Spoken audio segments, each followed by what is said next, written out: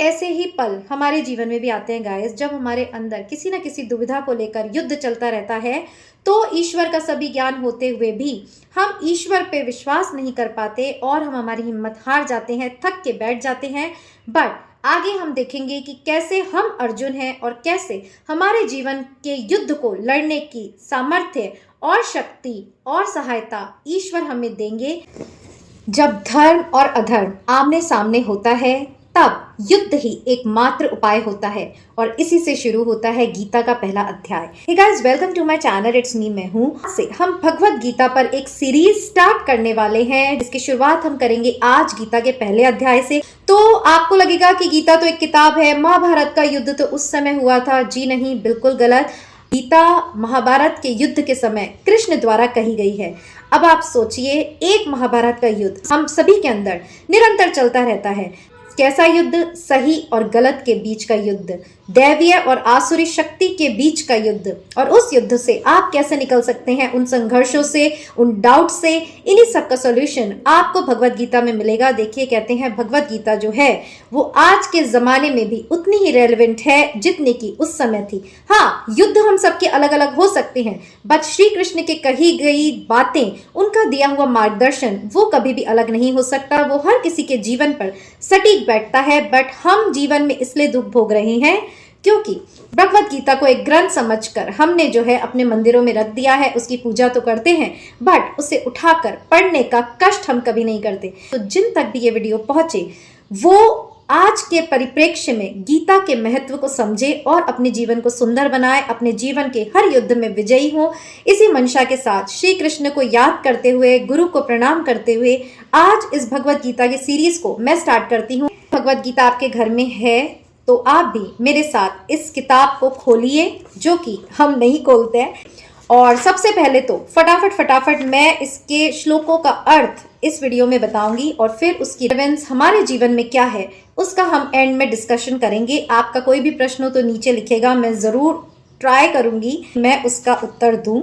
तो कृष्ण का आह्वान करते हुए पहले श्लोक को मैं जरूर पढ़ना चाहूंगी और उसके बाद हम इसके हिंदी अर्थ को फटाफट सुनेंगे। और अगर आपके पास समय नहीं है तो भी काम करते करते आप ये गीता के श्लोकों को सुन सकते हैं, जिससे कि आपके जीवन में जो भी संघर्ष चल रहा है उसमें आपको जरूर कोई मार्गदर्शन यहाँ कृष्ण देने वाले हैं। तो कृष्ण का आह्वान करते हैं, गुरु का आह्वान करते हैं, सभी दैवीय शक्तियों का आह्वान करते हैं और गीता के पहले अध्याय का वर्णन अर्जुन विषाद योग हम आज शुरू करते हैं। अब देखिए, पहले अध्याय का नाम क्या है? अर्जुन विषाद योग। यानी अर्जुन जो है वो दुख में है, वो संतप्त है, वो जल रहा है कि अपनों के प्रति वो युद्ध कैसे करे। तो यही उसका डिप्रेशन, उसकी जितनी भी फीलिंग्स हैं उसको इसमें वर्णन किया गया है कि वो श्री कृष्ण के सामने क्या क्या कहते हैं, क्या क्या तर्क देते हैं और फिर श्री कृष्ण उन्हें क्या गाइडेंस देते हैं। तो चलिए शुरू करते हैं। यहाँ संजय बता रहे हैं कि युद्ध स्थल में क्या क्या हो रहा है, अर्जुन ने क्या कहा, कृष्ण ने क्या कहा और भी कौरवों के बीच क्या वार्तालाप हो रहा है। धर्म क्षेत्रे कुरुक्षेत्रे समवेता युयुत्सवः मामकाः पांडवाश्चैव किम कुर्वत संजय। धृतराष्ट्र ने कहा, हे संजय, धर्म भूमि कुरुक्षेत्र में युद्ध की इच्छा से एकत्रित हुए मेरे तथा पांडु के पुत्रों ने क्या किया। उस समय हनुमान से अंकित ध्वजा लगे रथ पर आसीन पांडुपुत्र अर्जुन अपना धनुष उठाकर तीर चलाने के लिए उद्यत हुआ। हे राजन, धृतराष्ट्र के पुत्रों को व्यू में खड़ा देखकर अर्जुन ने श्री कृष्ण से वचन कहे। देखिए, अर्जुन के सारथी थे श्री कृष्ण और ध्वजा पर थे उनके हनुमान जी। अब जैसे ही उन्होंने धनुष बाण उठाया और अपने तीर को लक्ष्य की तरफ साधा तो उन्हें दिखे कौन? सारे अपने। जी हाँ, सारे अपने जिनसे कि उन्हें युद्ध करना है। और यही वो पॉइंट है जहां उनका मनोबल टूटा। उनमें विषाद योग यानी घोर दुख और आसक्ति और मोह के कारण गहरी पीड़ा हुई। और फिर अर्जुन ने कृष्ण से क्या संवाद किए। तो देखिए गाइस, यही प्रॉब्लम हमारी भी होती है। हमारा युद्ध ज़्यादातर किनसे होता है? बाहर वालों से तो हम आसानी से युद्ध कर लेते हैं, पर जब हम देखते हैं घर के अपने ही हमारे समक्ष खड़े हैं, हमारे ऑपोजिट खड़े हैं, तो उनसे युद्ध करना, उनसे लड़ना और उनसे जीतना बहुत ज़्यादा हमें मुश्किल होता है और पीड़ा देता है। तो यही गाइडेंस आपको भी यहाँ मिलेगी जो श्री कृष्ण अर्जुन को दे रहे हैं। अर्जुन ने कहा, हे अच्युत यानी श्री कृष्ण, कृपा करके मेरे रथ दोनों सेनाओं के बीच में ले चले, जिससे मैं यहाँ उपस्थित युद्ध की अभिलाषा रखने वालों को और शस्त्रों की इस महान परीक्षा से जिनसे मुझे संघर्ष करना है देख सकूं। तो उनका मन विचलित हुआ। उन्होंने कहा, अब अपने रथ को, मेरे रथ को बीचों बीच ले जाइए ताकि मैं देख सकूं कौन कौन मेरे अपने हैं जो मुझसे युद्ध करने के लिए जुटे हैं। मुझे उन लोगों को देखने दीजिए जो यहाँ पर धृतराष्ट्र के दुर्बुद्धि पुत्र को प्रसन्न करने की इच्छा से लड़ने के लिए आए हैं। संजय ने कहा, हे भारतवंशी, अर्जुन द्वारा इस प्रकार संबोधित किए जाने पर भगवान कृष्ण ने दोनों दलों के बीच में उत्तम रथ को लाकर खड़ा कर दिया। भीष्म, द्रोण तथा विश्व भर के समस्त राजाओं के सामने भगवान ने कहा, हे पार्थ, यहाँ पर एकत्रित हुए सारे कुरुओं को देखो। अर्जुन ने वहां पर दोनों पक्षों की सेनाओं को मध्य से अपने अपने चाचाओं, ताओं, पितामहों, गुरुओं, भाइयों, पुत्रों, पौत्रों को देखा। तो ये सारा वर्णन इसमें है कि कैसे उनके अपने सामने युद्ध करते हुए नजर आए, उनके खिलाफ खड़े हुए नजर आए और अब अर्जुन में और भी ज्यादा पीड़ा उत्पन्न हुई। उन्होंने कहा, हे कृष्ण, इस प्रकार युद्ध की इच्छा रखने वाले अपने मित्रों तथा संबंधियों को अपने समक्ष उपस्थित देखकर मेरे शरीर का अंग अंग कांप रहा है और मेरा मुंह सूख रहा है। यही है मोह।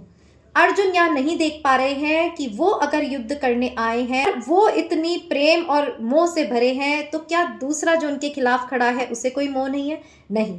क्यों? क्योंकि वो अर्जुन को अपना दुश्मन समझ रहे हैं, उन्हें परास्त करना चाहते हैं और अर्जुन जो है मोहवश अपने युद्ध से पीछे हटना चाहते हैं। और इसीलिए ये विषाद योग पहला अध्याय जिससे भगवद गीता स्टार्ट होती है।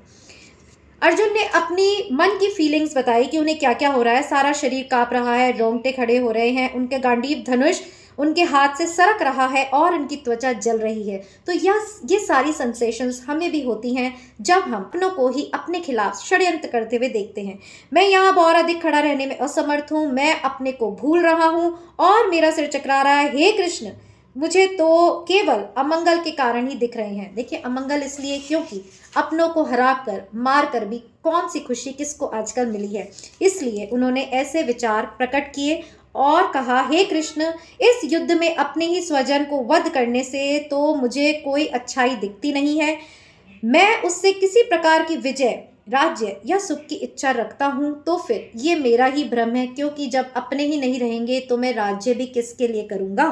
फिर वो अपनी सारी फीलिंग्स बता रहे हैं कि राज्य मिल भी जाएगा तो इससे क्या लाभ, जिन सारे लोगों के लिए हम जीना चाहते हैं उन्हीं को इस युद्ध में हम खत्म कर देंगे। हे मधुसूदन, जब गुरुजन, पितृजन, पुत्रगण, पितामह ये कोई भी नहीं रहेंगे तो फिर हमारे जीने का औचित्य ही क्या रहेगा। मैं इन सब से लड़ने के लिए बिल्कुल तैयार नहीं हूँ, भले ही बदले में मुझे तीनों लोग क्यों ना मिले। इस पृथ्वी की तो बात ही छोड़ दीजिए, भला धृतराष्ट्र के पुत्रों को मारकर हमें कौन सी प्रसन्नता होगी, आखिर है तो वो भी भाई ही। और फिर आगे वो कहते हैं, हम ऐसे आतताइयों का वध कर भी देंगे तो भी हमें पाप चढ़ेगा, अतः यह भी उचित नहीं होगा कि हम ये युद्ध लड़े। हे लक्ष्मीपति कृष्ण, इससे हमें क्या लाभ होगा और अपने ही कुटुंबियों को मारकर हम किस प्रकार सुखी होंगे। अब देखिए अर्जुन क्या क्या तर्क दे रहे हैं श्री कृष्ण को युद्ध ना करने के लिए। तो वो आगे जाके कहते हैं, हे जनार्दन, यद्यपि लोभ से अभिभूत चित्त वाले ये लोग अपने परिवार को मारने या अपने मित्रों से द्रोह करने में कोई दोष नहीं देखते, किंतु हम लोग जो परिवार के विनष्ट करने में अपराध देख सकते हैं, ऐसे पाप कर्म में प्रवृत्त क्यों हो। मतलब वो जस्टिफाई कर रहे हैं कि वो लोग तो गलत हैं, हमें मार दे, उसमें उनको भलाई दिखती है, बट हम उन्हें मारे इसमें हमें पाप लगता है। कृष्ण, जब कुल में अधर्म प्रमुख होता है तो कुल की स्त्रियां दूषित हो जाती हैं। और फिर आगे जाके वो ये भी तर्क देते हैं कि जब किसी कुल का नाश होता है तो कुल की स्त्रियां भी दूषित हो जाती हैं, सबका उनके स्त्रीत्व का पतन होता है और इसलिए युद्ध को करने में अनर्थ ही अनर्थ है, किसी की भलाई नहीं है। फिर वर्ण संकर संतानें उत्पन्न होती है और मतलब वो तर्क पे तर्क दिए ही जा रहे हैं कि फिर संतानें ऐसी पैदा होंगी, हमारे जो पूर्वज है वो नाराज होंगे। कुल मिलाकर अर्जुन का ये सारा दुख, भय, मोह जो है उनको इसी ओर ले जा रहा है कि मैं इस युद्ध को करने में समर्थ नहीं हूँ। तो ये सारी बातें मैंने आपको बताई जो कि गीता में अर्जुन ने कृष्ण को कही। और आगे देखते हैं तो अर्जुन इसी तरह तर्क पे तर्क देते रहे जो कि इन गीता के श्लोकों में अर्जुन के द्वारा कही गई बातें बताई गई हैं। और अंत में देखिए अर्जुन ने अपना सारा डिप्रेशन निकालते हुए अंत में एक बात कही कि यदि शस्त्रधारी धृतराष्ट्र के पुत्र मुझ निहत्थे को रणभूमि में प्रतिरोध न करने पर मार भी दे तो भी ये श्रेयस्कर होगा, क्योंकि मैं इस पाप को करने से बच जाऊंगा कि मेरे हाथों अपनों का ही वध हो। इतना अर्जुन ने श्री कृष्ण से कहा, जो कि संजय धृतराष्ट्र को बता रहे हैं। और अब संजय कहते हैं, युद्ध भूमि में इस प्रकार कहकर अर्जुन ने अपना धनुष तथा बाण एक ओर रख दिया और शोक संतप्त चित्त से रथ के आसन पर बैठ गया। अब इस विषाद योग का एंड इस श्लोक से होता है कि अर्जुन ने जो है अपने हथियार डाल दिए और अब इस तरह पराजितों की तरह वो अपने रथ पर जाकर बैठ गया। अब गाइस मेन बात आती है कि हमें इस अध्याय से क्या शिक्षा मिलती है। इस अध्याय में क्या क्या पॉइंट्स है जो हम डिस्कस कर सकते हैं, जो आज के ज़माने के लिए रेलेवेंट है। तो देखिए जीवन में हम हर कोई महाभारत जैसे युद्ध में खड़े हैं, जहां हमारे अपने जो है वो हमारे अगेंस्ट खड़े हैं। हम उनके प्रति कुछ नहीं कर पाते क्योंकि हम मोहग्रस्त होते हैं। भले ही हम उनसे हमेशा उपेक्षित रहते हैं, उनके द्वारा हम नुकसान उठाते रहते हैं, बट हम हमारे संकल्पों से इतने कमजोर हो जाते हैं। हम अत्याचार सहने को तो तैयार हैं, पर अगर वो अत्याचार हमें अपने अपनों से मिल रहा है तो उसके प्रति हम खड़े रहकर आवाज उठाने को तैयार नहीं है। तो यही सारा विषाद योग जो अर्जुन का है, आप अपने आप को अर्जुन समझिए। ऐसा ही युद्ध, ऐसी ही दुविधा हम सबके अंदर चलती है जब हम यही सब दृश्य हमारे जीवन में देखते हैं। अब इस पहले अध्याय से हमें ये सीख मिलती है कि जीवन में दुविधाओं और समस्याओं का आना सामान्य है।